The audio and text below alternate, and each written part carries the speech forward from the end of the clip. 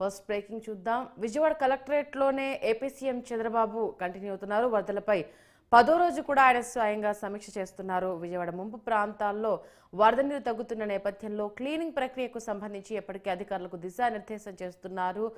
అటు విజయవాడ ముంపుకు గురైన దగ్గర నుండి ఆయన అక్కడే ఉండి పర్యవేక్షిస్తున్న విషయం మనందరికీ తెలిసిందే. 10 రోజులుగా ఆయన అక్కడే ఉంటున్నారు. ఇవాళ కలెక్టరేట్లో ఉండి సమీక్ష నిర్వహిస్తున్నారు. విజయవాడలో జరుగుతున్న పనులకు సంబంధించి ఇంకా ఏ ప్రాంతాలు ముంపులో ఉన్నాయి, శానిటైజేషన్ ఎలా జరుగుతోంది, చెత్త సేకరణ అంతా కంప్లీట్ అయిపోయిందా, క్షేత్రస్థాయిలో అధికారులు ఎలా పనిచేస్తున్నారు, ప్రజలకు అన్ని రకాలుగా సహాయ సహకారాలు అందిస్తున్నారా, దాంతోపాటు ఆహార పొట్లాలు కావచ్చు, అలాగే ఇస్తామనుకున్న నిత్యావసర సరుకులు కావచ్చు, క్షేత్రస్థాయిలో ప్రతి ఒక్కరికి అందుతున్నాయా లేదా, ఇలాంటి అనేక అంశాలకు సంబంధించి ఆయన సమీక్ష నిర్వహిస్తున్నారు.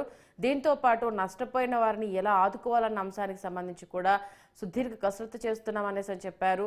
ముఖ్యంగా అయితే ప్రస్తుతం క్లీనింగ్ ప్రక్రియ ఎంతో కీలకంగా మారింది.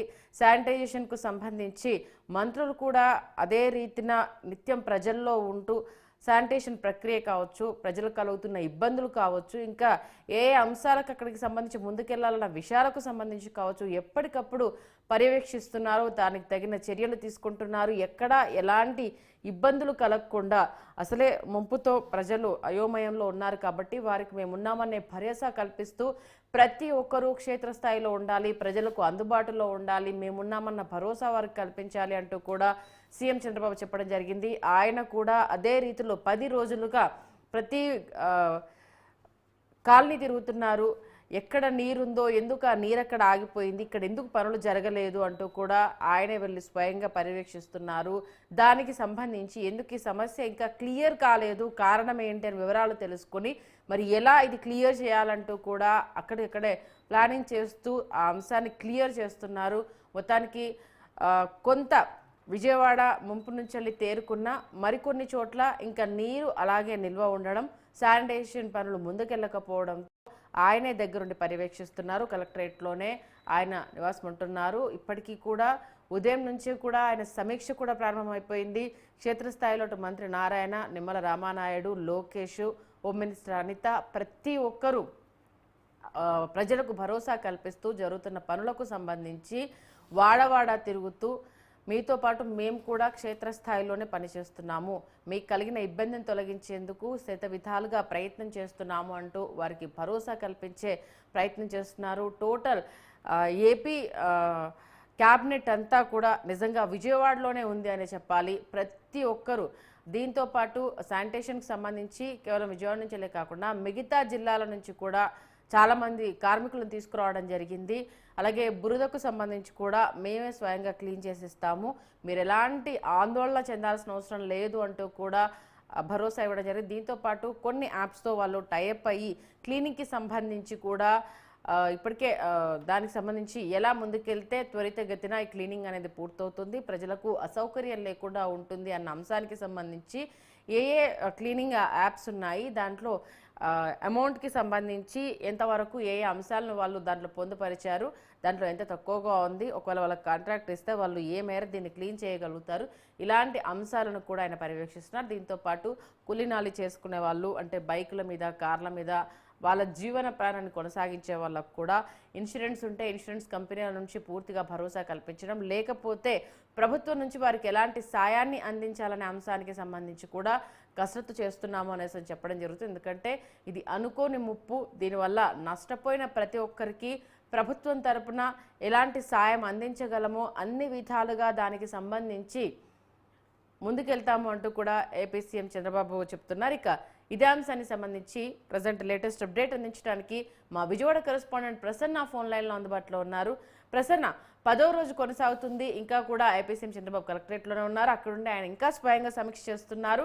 ఇవాళ ఇంకా ఏ పనులు మిగిలిపోయినాయి, దానికి సంబంధించి అధికారులకు ఎలాంటి దిశానిర్దేశం చేస్తున్నారు? సంజయ్, గత 10 రోజులుగా ఈ తుఫాను వరదలకు సంబంధించి కార్యక్రమాలు, సమీక్షలు కొనసాగుతున్నాయి. గత 2 రోజులుగా విజయవాడ కాకుండా చుట్టుపక్కల కూడా వర్షాలు వచ్చిన పరిస్థితి కనబడడంతో అక్కడ కూడా సమీక్ష చేస్తున్నారు. ప్రధానంగా మనం విజయవాడ వరదలు కనుక చూసుకుంటే ఈ వారం రోజుల నుంచి ఆయన సింగనగర్ కావచ్చు, లేకపోతే జక్కంపూడి కావచ్చు, రాజరాజేశ్వరపేట కావచ్చు, విజయవాడ లోకల్ గా వరదలకు ప్రభావం గురైన ప్రాంతాలన్నింటి మీద కూడా ఒక 10-15 సార్లు పర్యటనకు వెళ్ళిన పరిస్థితి సాక్షాత్తు ముఖ్యమంత్రి అధికారులు కలిపి అక్కడ స్పాట్ లో ఉన్న పరిస్థితి అయితే మనకు కనిపిస్తుంది. దాంతో పాటు క్యాంప్ కి వచ్చిన తర్వాత కూడా విజయవాడ కలెక్టరేట్ కార్యాలయంలో ఎప్పటికప్పుడు సమీక్షలు నిర్వహించడం, ఆహారం సరిగా అందుతుందా లేదా, ఒకవేళ అందకపోతే పరిస్థితి ఏంటి, మంచినీళ్లు, మందులు, ఇతరత్ర వీటన్నిటి మీద కూడా దృష్టి పెట్టారు. ఒక 5-6 రోజుల పాటు సీరియస్ గా కార్యక్రమం కొనసాగింది. తర్వాత మెయిన్ ఈ 2 వీలర్స్ పాడైపోవటం, అదేవిధంగా కార్లు పాడైపోవటం, ఫ్రిడ్జ్లు, టీవీలు ఇవన్నీ కూడా ఒక మాసివ్ గా నష్టం వచ్చింది వరదల వల్ల. దానికి సంబంధించి కాంక్రీట్ గా మెకానిక్ చేయడం కోసం ఒక కంపెనీతో టైఅప్ అవటం, వాళ్లే స్వయంగా ఇంటికి వెళ్ళి దీని కార్యక్రమాలన్నీ చూడటం, దీని మీద కాన్సన్ట్రేషన్ పెట్టారు.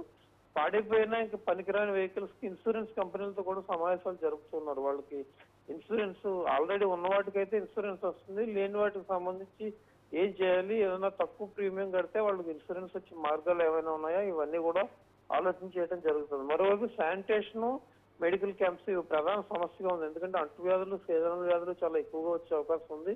ఇప్పటికీ ఆ ప్రాంతంలో వైరల్ ఫీవర్ ఎక్కువగా ఉన్నట్టుగా సమాచారం. దీన్ని అంతా దృష్టిలో పెట్టుకుని ఎలాంటి ఇబ్బంది లేకుండా చర్యలు తీసుకోవాలి, ఎక్కడికక్కడ మెడికల్ క్యాంప్స్ ఏర్పాటు చేయాలి, ఎక్కడికక్కడ మందులు సరఫరా చేయాలి. ప్రతి ఇంటికి ఒక అంబిషన్ తో ముందుకు వెళ్తున్న పరిస్థితి.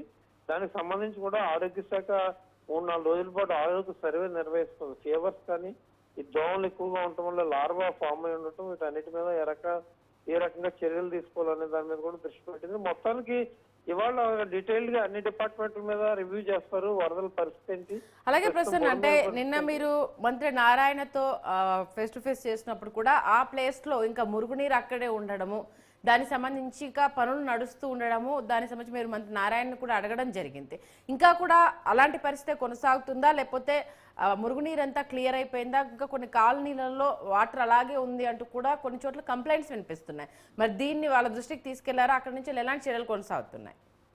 అంటే రాజరాజేశ్వరిపేట, సింగ్ నగర్ లో కొన్ని ప్రాంతాలు, జక్కంపూడిలో కొన్ని ప్రాంతాలు ఇంకా వాటర్ లోనే ఉన్నాయి. ఆ నీళ్లు పోయి మార్గం మున్సిపల్ సిబ్బంది దాని మీద ఎప్పటికప్పుడు కాన్సన్ట్రేషన్ గా పనిచేస్తుంటారు కాబట్టి మున్సిపల్ సిబ్బంది దానికి సంబంధించిన పనులు బిజీగా ఉన్నారు. ఇంచుమించు 7,000 మంది మున్సిపల్ సిబ్బంది అన్ని చోట్ల నుంచి, రాష్ట్రంలో వివిధ ప్రాంతాల నుంచి వచ్చి పనులు చేస్తూ ఉన్నారు. కొన్ని చోట్ల నీళ్లు ఉన్నాయి, కొన్ని చోట్ల ఒక 60-70% ఖాళీ అయిన పరిస్థితి కనిపిస్తుంది. అవి కూడా ఇవాళ సాయంత్రం రేపటికల్లా కూడా క్లియర్ అయిపోతాయి. మంత్రి నారాయణ దగ్గర ఉండి కార్యక్రమాలన్నీ చేస్తున్నారు కాబట్టి క్లియర్ అయిపోయే పరిస్థితి కనిపిస్తుంది. Sanitation, medical camp important. ఎందుకంటే శానిటేషన్ సరిగా చూడకపోతే వ్యాధులు ఎక్కువగా వచ్చే అవకాశం ఉంది కాబట్టి ప్రభుత్వం కూడా దాని మీద ప్రధానంగా దృష్టి పెట్టిన పరిస్థితి అయితే కనిపిస్తుంది.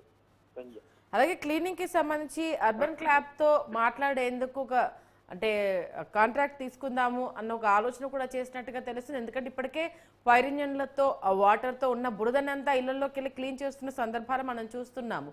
ఇంకా ఏ అంశాలు ఇంకా పెండింగ్ లో ఉన్నాయి, దీనికి సంబంధించి ఇంకా ఎలాంటి ఆలోచనలతో ముందుకెళ్తున్నారు?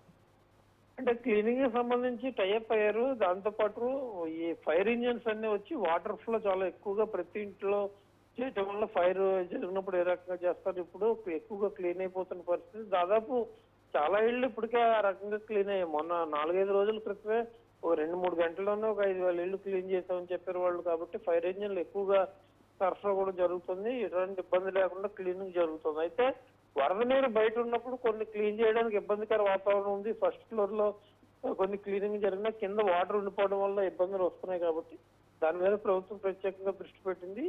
2-3 రోజులు ఎండ ఎక్కువగా ఉంటే కనుక ఈ వాటర్ కూడా బాగా వెళ్ళిపోయే అవకాశం ఉంది. ఎందుకంటే మున్సిపల్ కార్మికులు ఆ వాటర్ ఫ్లో ఎక్కడ ఉందో కింద వెతకటం, వాటిని క్లీన్ చేస్తే కనుక వాటర్ వెళ్తుంది. ఎండ ఎక్కువగా ఉన్న పరిస్థితి వస్తుంది. ఎందుకంటే నిన్నంతా వర్షమే సరిపోయింది. నిన్న సాయంత్రం 3 గంటలు 4 గంటల నుంచి కొంచెం వర్షం తగ్గింది. కానీ నిన్న ఉదయం అంతా వర్షం కురిసింది కాబట్టి దీనికి కొన్ని ఇబ్బందులు ఎదురవుతున్నాయి. ఇవాళ రేపు పొడి వాతావరణం ఉంటే మొత్తం అంతా క్లీన్ అయిపోయే పరిస్థితి అయితే కనిపిస్తుంది. Sanjay, okay, thank you Prasanna.